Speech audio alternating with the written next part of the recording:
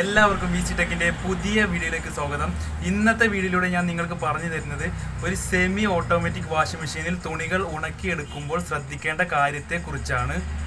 അപ്പോൾ വാഷിംഗ് മെഷീനിൽ തുണികൾ ഇട്ട് ഉണക്കുമ്പോൾ ഈ കാര്യം ശ്രദ്ധിച്ചിട്ടില്ല എങ്കിൽ തീർച്ചയായും വാഷിംഗ് മെഷീൻ പെട്ടെന്ന് തന്നെ കേടായി പോകുന്നതാണ്.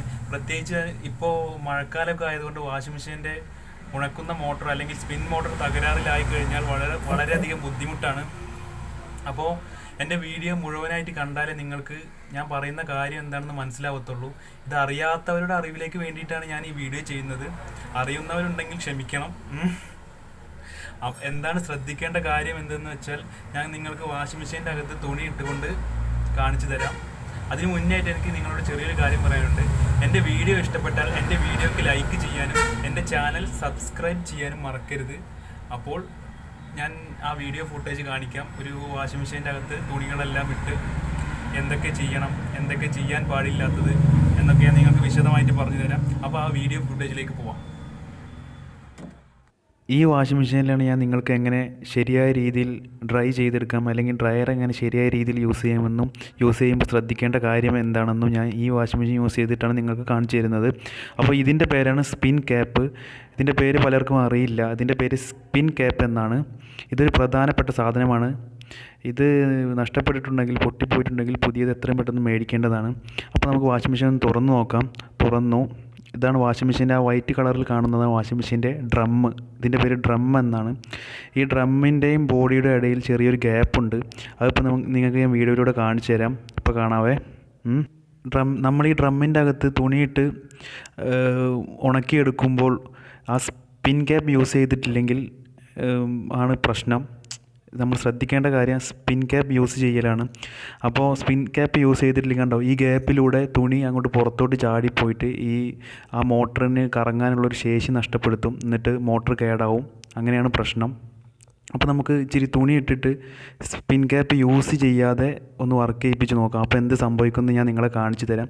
ആദ്യം ഇച്ചിരി തുണി ഇടാം. തുണി ഇടുന്നതാണ് നിങ്ങളിപ്പോൾ കണ്ടുകൊണ്ടിരിക്കുന്നത്. അങ്ങനെ നമ്മൾ തുണി ഇട്ടു. തുണി ഏകദേശം നിറച്ചു. ഇനി ചെറിയ തുണികളുണ്ട്, അതൊന്ന് ഇട്ട് വെക്കാം. ഈ ചെറിയ തുണികളാണ് നമുക്ക് ഡേഞ്ചറസ് ആയിട്ട് വരിക. അപ്പോൾ നമ്മൾ ചെറിയ മാസ്ക്, അതുപോലെ അണ്ടർവെയർ, അതുപോലെ തൂവാല, ഇതുപോലുള്ള സംഭവങ്ങളൊക്കെ ഇട്ട് കഴിഞ്ഞാൽ ഇട്ടിട്ട് നമ്മൾ സ്പിൻ ക്യാപ്പ് ഇടാതെ, ചെറിയ തുണിയൊന്നും ഇല്ല, ഇതുപോലെ പിള്ളേരുടെ തുണി, ഇതൊക്കെ പ്രശ്നമാണ്. അപ്പോൾ നമുക്കൊന്ന് ഓണാക്കി നോക്കാം. സ്പിൻ ക്യാപ്പ് യൂസ് ചെയ്യാതെയാണ് ഇപ്പോൾ ഓണാക്കിയത്. അപ്പോൾ എന്ത് സംഭവിച്ചു എന്ന് നമുക്ക് കാണാം. ഒന്ന് നോക്കൂ.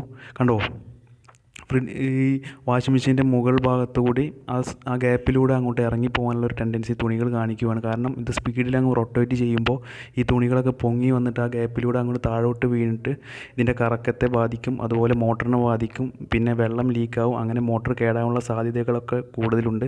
അപ്പോൾ ശരിയായ മെത്തേഡ് എന്താണെന്ന് വെച്ചാൽ ഇതുപോലെ സ്പിൻ ക്യാപ്പ് ഇട്ട് അമർത്തിയതിന് ശേഷം മാത്രം യൂസ് ചെയ്യുക. നിങ്ങളെ കാണിക്കാൻ വേണ്ടി മാത്രമാണ് സ്പിൻ ക്യാപ്പ് യൂസ് ചെയ്യാതെ ചെയ്തത്. ശരിയായ രീതി എന്ന് വെച്ച് കഴിഞ്ഞാൽ ഇതുപോലെയാണ് ചെയ്യേണ്ടത്. അപ്പോൾ ഇപ്പോൾ ഞാൻ സ്പിൻ ക്യാപ്പ് വെച്ചിട്ടുണ്ട്. ഇനി ഡ്രൈ ചെയ്തെടുത്താൽ എങ്ങനെ ഉണ്ടാവും നമുക്കൊന്ന് നോക്കാം. അപ്പോൾ ഈ സ്പിൻ ക്യാപ്പ് വളരെ പ്രധാനപ്പെട്ടൊരു സാധനമാണ്. ഇത് പൊട്ടിപ്പോയോ അല്ലെങ്കിൽ കേടായി പോയിട്ടോ ഉണ്ടെങ്കിൽ, നഷ്ടപ്പെട്ടോ പോയിട്ടുണ്ടെങ്കിൽ എത്രയും പെട്ടെന്ന് ഇത് മേടിച്ച് വെക്കണം. കാരണം ഇത് മേടിച്ച് വെച്ചിട്ടില്ലെങ്കിൽ വാഷിംഗ് മെഷീൻ്റെ മോട്ടറിനും വാഷിംഗ് മെഷീനൊക്കെ വളരെ കേടാണ്. അപ്പോൾ ഇത് എത്രയും പെട്ടെന്ന് മാറ്റി വെക്കണം. കണ്ടോ, വളരെ നീറ്റായിട്ടിരിക്കുന്നത് കണ്ടോ അത് ഇട്ട് വെച്ചപ്പോൾ. അപ്പോൾ ഓക്കെ, ഇങ്ങനെയാണ് നമ്മൾ വാഷിംഗ് മെഷീനിൽ സ്പിൻ ചെയ്ത് ഡ്രയർ ചെയ്തെടുക്കേണ്ടത്. ഡ്രയർ ഇങ്ങനെയാണ് യൂസ് ചെയ്യേണ്ടത്. അപ്പോൾ ഈ കാര്യമാണ് ഞാൻ നിങ്ങളോട് പറയാൻ വന്നത്. അപ്പോൾ ഓക്കെ, അപ്പോൾ ഈ കാര്യമാണ് നിങ്ങൾ ശ്രദ്ധിക്കേണ്ടത്. ഇത് ഇത്ര ഡീറ്റെയിൽ ആയിട്ട് പറഞ്ഞത് നിങ്ങൾക്ക് മനസ്സിലാവാൻ വേണ്ടിയിട്ടാണ്. വീഡിയോ ഇഷ്ടപ്പെട്ടിട്ടുണ്ടെങ്കിൽ എൻ്റെ വീഡിയോക്ക് ലൈക്ക് ചെയ്യാനും എൻ്റെ ചാനൽ സബ്സ്ക്രൈബ് ചെയ്യാനും മറക്കരുത്. അപ്പോൾ AC, ഫ്രിഡ്ജ്, വാഷിംഗ് മെഷീൻ ഇവയെക്കുറിച്ചുള്ള അടുത്ത വീഡിയോയുമായി ഞാൻ വീണ്ടും വരുന്നതാണ്. അതിന് വേണ്ടിയിട്ട് എൻ്റെ ചാനൽ നോട്ടിഫിക്കേഷൻ ബട്ടൺ ഒന്ന് ഇനേബിൾ ചെയ്തിട്ടാൽ എൻ്റെ അടുത്ത വീഡിയോ നിങ്ങൾക്ക് നോട്ടിഫിക്കേഷനായി ലഭിക്കും. അപ്പോൾ അടുത്ത വീഡിയോയുമായി വീണ്ടും കാണാം.